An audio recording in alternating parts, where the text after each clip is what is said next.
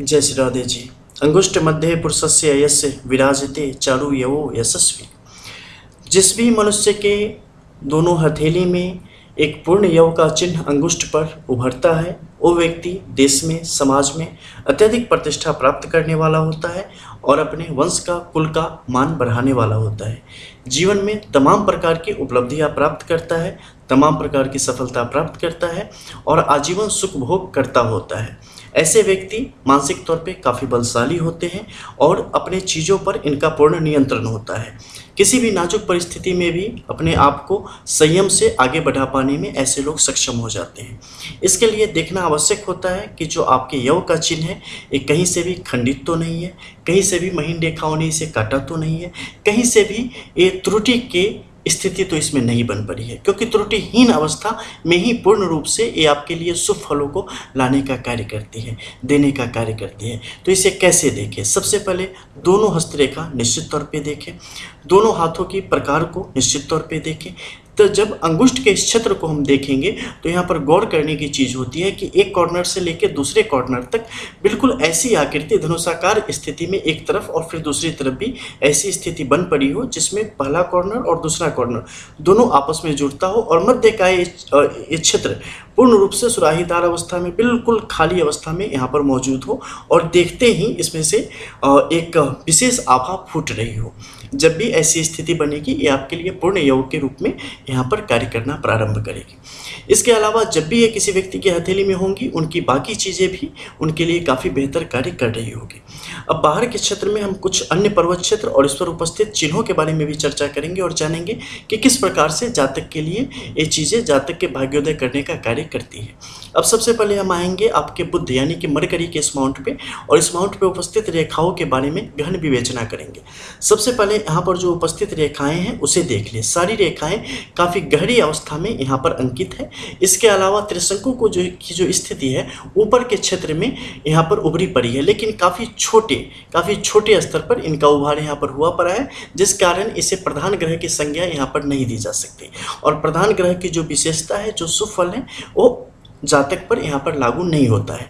लेकिन इसके ठीक समानांतर साथ में चलती हुई एक अन्य रेखा की भी स्थिति है जो कि बुध की प्रमुख रेखाओं में से एक है और इनका यहाँ पर बनना निश्चित तौर पे जातक के बल बुद्धि का विकास करता है और सही तरीके से अपनी चीज़ों को समझ पाने में जातक की सहायता करने का कार्य करता है। जातक का विवेक सही तरीके से काम करता है और जातक एकेडमिक रूप से काफ़ी उच्च शिक्षा प्राप्त करने की स्थिति में यहाँ पर आता चला जाता है। इस अगर पर्वत क्षेत्र की हम बात करते हैं तो पर्वत क्षेत्र सामान्य तौर पे यहाँ पे काफ़ी बेहतरीन है और इसका प्रभाव जातक के हित में ही यहाँ पर आजीवन रहने का काम करेगा। अब नीचे के क्षेत्र में अगर आप देखिए तो यहाँ पर विवाह से संबंधित कुछ सहायक रेखाओं की उपस्थिति होती है, जहाँ पर कुछ संतान रेखाओं के संबंध में भी आप जान सकते हैं, जो स्थिति भी जातक के पक्ष में है और जातक के लिए बेहतरीन कार्य कर पाने में यहाँ पर सक्षम स्पष्ट तौर पर दिखाई देती है। जब भी किसी व्यक्ति की हथेली में इस प्रकार की परिस्थिति बने, देखो संतान से संबंधित जो रेखाएं हैं ना, जब एक रेखा दूसरे रेखा को भी काट के बाहर की तरफ आए तो ये विभिन्न प्रकार की समस्याओं को दिखाती है, जिसमें कई दफ़े मिसकैरेज के कारण, कई दफ़े बच्चा गिर जाने के या वगैरह वगैरह की समस्या के कारण जब वो चीज़ें समय से पहले ख़त्म हो जाती हैं, उन चीज़ों को दर्शाने का कार्य करता है। और जब एक रेखा से ही मिलती हुई पुष्ट रेखा आगे की तरफ बढ़ती है तो एक कारगर और एक बेहतरीन संतान की योगों का यहाँ पर निर्माण करती है। ये हालांकि दूसरा विषय है, इस पर जब चर्चा होगी तो आपको विस्तार से इसके विषय में बताएंगे कि कैसे इसकी गणना की जाती है। और सिर्फ यहीं से नहीं, विवाह के विषय में भी अगर आप गणना करते हैं तो सिर्फ यहीं से नहीं, संतान के विषय में भी करते हैं तो सिर्फ यहीं से नहीं, उसके लिए भी 5 अन्य जगह हैं जहां से आपको कंफर्म होना पड़ेगा। उसके बाद ही आप उसे स्पष्ट तौर पे मान सकते हैं कि ये चीज़ें अमुक व्यक्ति के जीवन में आएगी या नहीं आएगी, और वो भी दोनों हथेली की पूर्ण विवेचना करने के पश्चात। अन्यथा अधूरा प्रेडिक्शन आपको little knowledge is dangerous thing, आपको कहीं लेके नहीं जा पाएगी। ठीक है, अब यहाँ पे आप अगर आते हैं तो सूर्य के इस क्षेत्र को काफ़ी गहनता से आपको देखना पड़ेगा, क्योंकि यहाँ पर जो रेखाओं की स्थिति है काफ़ी बलशाली है, पर्वत क्षेत्र भी काफ़ी बलशाली है।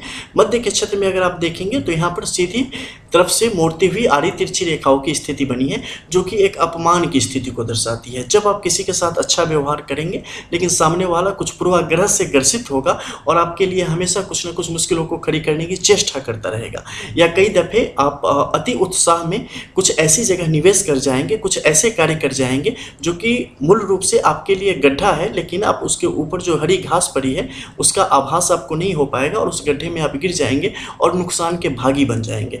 उसे दर्शाने का कार्य करता है, लेकिन एक छोटे से समय तक के लिए। इसका प्रभाव हमेशा रहने वाला नहीं होता है। और सूर्य चूंकि यहाँ पर स्ट्रांग है, इसलिए जातक फिर से रिकवर कर पाने में स्पष्ट तौर पर यहाँ पर दिख रहा है और रिकवर कर पाने में सफल होता चला जाएगा। इसके अलावा इसकी लंबाई की अगर आप बात करें तो आड़ी तिरछी जरूर होती चली गई है, लेकिन ये मस्तिष्क रेखा के नीचे ये जो धन संग्रह केंद्र है, यानी कि महालक्ष्मी योग का निर्माण कर रही है, इस पेटी तक इनका आगमन हो रहा है। इस कारण जातक अपनी मेहनत से, अपने बल से, अपनी बुद्धि से सही समय पर सही निर्णय करके और सही व्यवसाय में सही तरीके से निवेश करके और सही कार्यों में निवेश करके अपने जीवन को उच्च गति से आगे की तरफ बढ़ा पाने में और सफलता अर्जित कर पाने में यहाँ पर सफल हो जाएगा। स्पष्ट संकेत है। नीचे अगर भाग्य रेखा की स्थिति आप देखेंगे तो दो मुखी रेखाओं के साथ चलिए। दो मुखी रेखा यानी कि स्टेबिलिटी, स्टेबल करेगी। कभी भी अप्स डाउन की ऐसी सिचुएशन नहीं आएगी जिसमें आपको लगेगा कि अब ज़िंदगी का पता नहीं, अगर हम ये निवेश कर बैठे, अगर वो हम कर बैठे तो पता नहीं ज़िंदगी कौन सी करवट मारेगी और कहीं हम रोड पे ना आ जाए, कहीं हमारा बहुत नुकसान ना हो जाए। ऐसा कभी नहीं होगा। मतलब एक ऐसी स्थिति को बनाने का कार्य करती है जिसमें आप जहाँ पे हो उससे नीचे कभी नहीं जाओगे, ऊपर चाहे जितना चले जाओ। तो ये स्थिति काफ़ी बेहतरीन है और ये जातक को एक तरीके से सिक्योर लाइफ देने का यहाँ पर कार्य स्पष्ट तौर पे करती आ रही है। अगर शुरुआत से हम देखेंगे तो आप पाएंगे कि यहाँ पर जो जीवन रेखा और मस्तिष्क रेखा की स्थिति बनी है, छोटे छोटे द्वीपों के साथ आगे की तरफ बढ़ी है। द्वीप का होना अच्छा है। जातक का जन्म जैसे ही जिस भी कुल खानदान में हुआ है, जातक के आने के पश्चात लक्ष्मी का वास उस कुल खानदान में स्पष्ट तौर पर यहाँ पर देखने को मिलता है और ये जातक के परिवार के लिए काफ़ी बेहतर है। इसके अलावा जातक की जो यहाँ की परिस्थिति है वो स्पष्ट तौर पर बताती है कि जातक चुप रहने वालों में से नहीं है। जातक जो चीज़ें महसूस करता है, जो चीज़ें इनफैक्ट की सच है और जो चीज़ें मतलब एग्जिस्ट करती है, उन चीज़ों को ही समझने वाला है। दकियानूसी विचार, दकियानूसी बात और बहुत सारी परंपराएं, इन चीज़ों को आंख मूंद के मानने वाला नहीं है। एक अपने उम्र के एक पड़ाव तक उन चीज़ों को महसूस करेगा, दूसरों का आदर करेगा, सही तरीके से जो जैसा बता दिया उन चीज़ों को कैसे भी आत्मसात करने की कोशिश करेगा।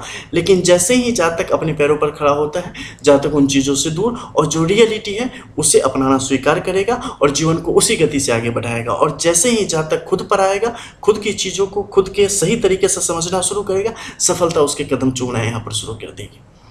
आप परंपराओं से बाहर निकलेंगे। वास्तविक दुनिया की जैसे ही आपको भेंट वार्ता होती है, आपको मिलती है, आप उसे समझते हैं, वैसे ही वो चीज़ें आपके लिए बेहतर फल देने का कार्य करना शुरू कर देगी। अगर कहीं भी कांटा फंसा हुआ है ना, तो चीज़ें आपको सही तरीके से मंजिल तक नहीं पहुंचने देती, लंगड़ा बना के छोड़ देती है।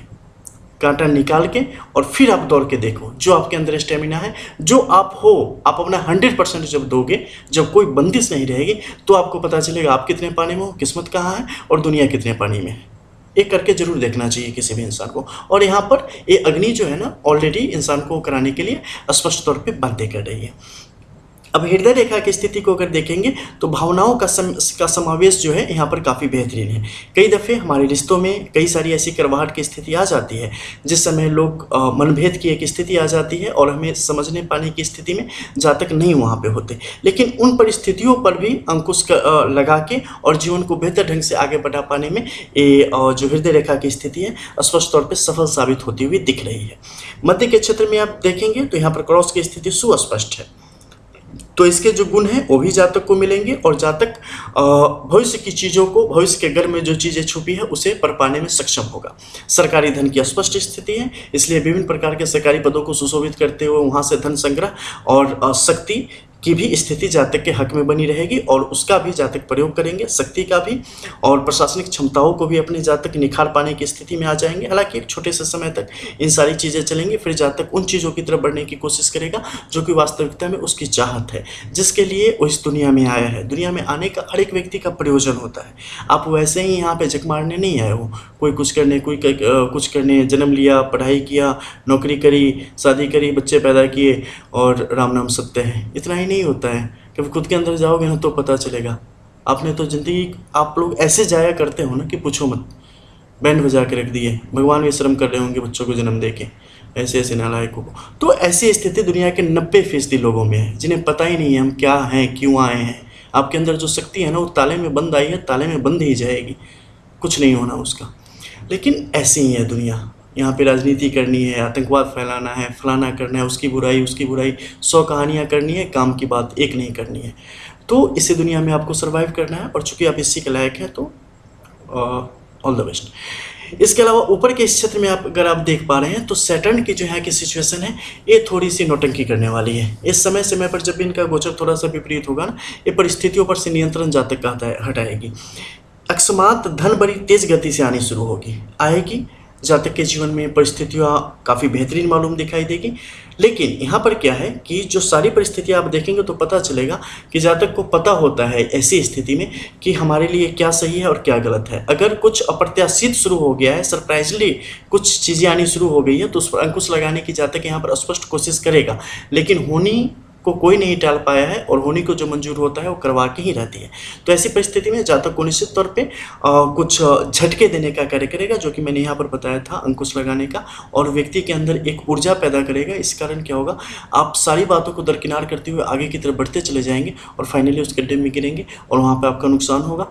समय बीतेगा, फिर से आपका अच्छा समय आएगा, फिर से आप सर्वाइव करना शुरू करेंगे और चीज़ों को वापस पालेंगे, लेकिन गड्ढे में गिरेंगे। ये स्थिति को स्पष्ट तौर पे बताने का यहाँ पे कार्य करता है। ऊपर के क्षेत्र में अगर आप देखते हैं तो एक छोटे से तिलक की स्थिति यहाँ पर स्पष्ट तौर पे दिखने का कार्य करती है, यानी कि शनि कहीं न कहीं जातक के लिए जब अच्छा समय रहेगा उस समय अच्छे प्रभाव भी निश्चित तौर पे देने का कार्य करेगी। मध्य के क्षेत्र में देखिए यहाँ पे आपके गुरु के इस पर्वत क्षेत्र पर तो एक बड़े से क्रॉस की स्थिति है। हालांकि ये क्रॉस कहीं न कहीं पंगु है, कहीं न कहीं कमजोर है, लग रहा है, लेकिन इसकी परिस्थिति ऐसी है कि जितना चाहिए उतनी एनर्जी दे पाने में सक्षम है, और इस कारण परिस्थितियों पर नियंत्रण जातक के हक में यहाँ पर स्पष्ट तौर पर रहने का कार्य करेगा। और विभिन्न प्रकार के जो राजकीय सम्मान होता है उसकी स्थिति भी जातक के हक में यहाँ पर रहने का कार्य करेगी। नीचे के क्षेत्र में आए तो बुध की जो खास रेखाओं की स्थिति है काफ़ी अच्छी है। व्यापारिक रूप से जातक की स्पष्ट सफलताओं को के दर्शन करवाती है। पानी से दूर रहने की आवश्यकता स्पष्ट तौर पर बताती है। आपकी चंद्र के इस क्षेत्र पर उपस्थित आपके कोनों के चिन्ह ये विभिन्न प्रकार के पानी संबंधित समस्याओं को जातक के जीवन की तरफ लाने का कार्य करते हैं। इसमें दोनों हाथों की रेखाओं की जो गणना है वो समाहित होती है और उसके अकॉर्डिंग चीज़ें आपके समक्ष रखी जाती है। इसके अलावा कुछ ऐसी चीज़ें जो कि मे भी अलग अलग हाथों में अलग अलग प्रकार से हो सकती है, उन चीज़ों को भी ध्यान में रखते हुए चीज़ें आप तक पहुंचाई जाती है जब भी आप हमारे सिंगल पाम एनालिसिस देखते हैं तो। इसके अलावा इस क्षेत्र में अगर आप देख पा रहे हैं तो यहाँ पर मंगल की जो स्थिति है इस पर भी गौर करने की आवश्यकता है। मंगल का पर्वत क्षेत्र यहाँ पर थोड़ा सा संदेहास्पद है। एक चीज़ों को इस तरीके से दिखा रहा है ना कि पता नहीं चलता है कि कब बल का प्रयोग होगा, कब साहस दिखेगी और कब एकाएक चीज़ें विलुप्त हो जाएंगी, कब आप हाथ महसूस के रह जाएंगे, मन महसूस के रह जाएंगे और आपके हाथों में कुछ नहीं रहेगा। चीज़ें आपके सामने खराब होती रहेंगी और आप उन पर कंट्रोल नहीं कर पाएंगे। उन चीज़ों को दिखाने का कार्य करता है। लेकिन इन सबके बीच जातक की सेहत पर इसका प्रभाव नहीं पड़ेगा, लेकिन करीबी कुछ होंगे जिनकी सेहत पर इसका स्पष्ट प्रभाव जातक को देखने को मिलेगा। कार्य करना चाहिए इस पर, अपने मन की शक्ति को और भी ऊर्जा देने का कार्य करना चाहिए, बढ़ाते रहना चाहिए। किस्मत के तो धनी हैं, इतने सारे गुड सिंबल इसमें है कि मैं अगर एक एक लाइन सारे को दिखाता रह जाऊं, सारों की डीप ब्रीफिंग करूं, सारी चीज़ें आपको बताऊं तो मुंह खुला का खुला रह जाएगा जितनी इस हथेली में है क्या नहीं है। लेकिन ओवरऑल जो काम की है, जो फाइनली प्रेडिक्शन है, वो मैं आपको आपके समक्ष रख रहा हूँ। इसके अलावा आप अगर जीवन रेखा की स्थिति को देखेंगे तो ये काफ़ी बेहतरीन स्थिति में है। यहाँ पर विभिन्न प्रकार के द्वीपों की स्थिति बनी है। विभिन्न प्रकार की पारिवारिक कार्य क्षेत्र की समस्याओं के साथ जीवन आगे की तरफ बढ़ती रहेगी। समय समय पर जो भी आधुनिक शौक सुविधाएं हैं वो सारे जातक को प्राप्त होती रहेगी। विदेश यात्राओं के भी स्पष्ट योग बनेंगे जो कि छोटे छोटे समय के लिए जातक के लिए यहाँ पर कार्य करते रहेंगे। सन काफ़ी लक्की है जो कि आगे की तरफ बढ़ाएगा।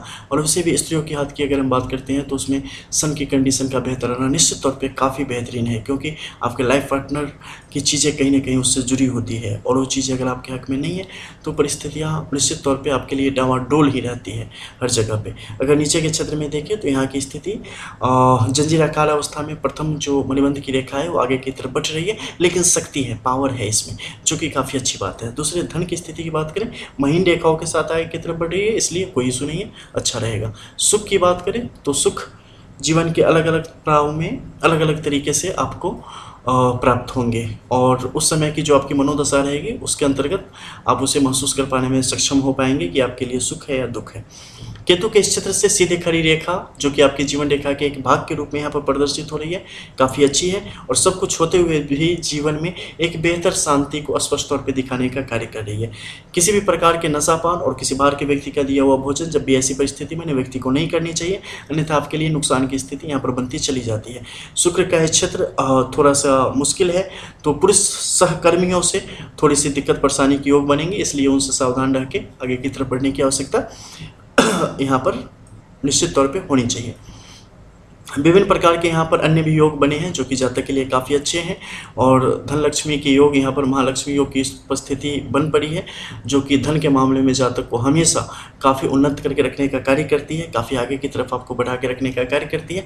लेकिन इस मध्य के क्षेत्र में कई सारे चिन्ह हैं, क्या इस पर भी गौर किया जाना चाहिए? जी बिल्कुल किया जाना चाहिए। अगर आप गौर करेंगे तो पाएंगे कि ये तो सूर्य की रेखा थी, ठीक है, और इसे यहाँ पर क्या हुआ कि मस्तिष्क रेखा ने आड़ी तिरछी अवस्था में यहाँ पर काटा है। इसका क्या मतलब आता है? सोच ही तो है, निर्णय ही तो है, कई दफ़े चीज़ें गलत उल्टी पड़ जाती हैं, उन चीज़ों को दर्शाता है, लेकिन ये कमज़ोर है इसलिए छोटे से नुकसान को दर्शाता है, कोई इशू नहीं होगा। मध्य के क्षेत्र में आप देखेंगे तो मंगल की तरफ से जो आती रेखाएं हैं उनके कारण 2 बार ये रेखा कटी है, ठीक है। अप टू 3 टाइम्स अगर इन चीज़ों को काटता है कोई कम शक्ति वाला महीन लाइट इनेमी लाइन तो ज़्यादा इशू नहीं है। कोई डार्क इनेमी लाइन अगर काटे तो वहाँ पे आपके लिए सोचने की बात हो जाती है, क्योंकि राहु का क्षेत्र है और राहु की जो खास रेखा है उसकी यहाँ पर अनुपस्थिति है। ये रहती तो इसके बल को पूर्णतः खत्म कर देती, लेकिन उसकी उपस्थिति नहीं है, तो थोड़ी सी सावधानी के साथ बढ़ना पड़ेगा। और जैसा कि हमने बताया निवेश से संबंधित मामलों में काफ़ी सावधानी यहाँ पर बरतनी चाहिए, ठीक है। और मैरिज लाइफ में कुछ इशूज़ यहाँ पर दिख रहे हैं जो कि थोड़े से अलग हैं, उन पे चर्चा करने का कोई औचित्य फिलहाल मुझे नज़र नहीं आ रहा है। हाँ, तो यही स्थिति है हथेली की। यहाँ से काफ़ी कुछ आपने समझ लिया होगा। वैसे हाथ समंदर होती है और आप एज एस्ट्रोलॉजर एक छोटी सी नाव होते हैं। मिलते हैं फिर। जय श्री राधे।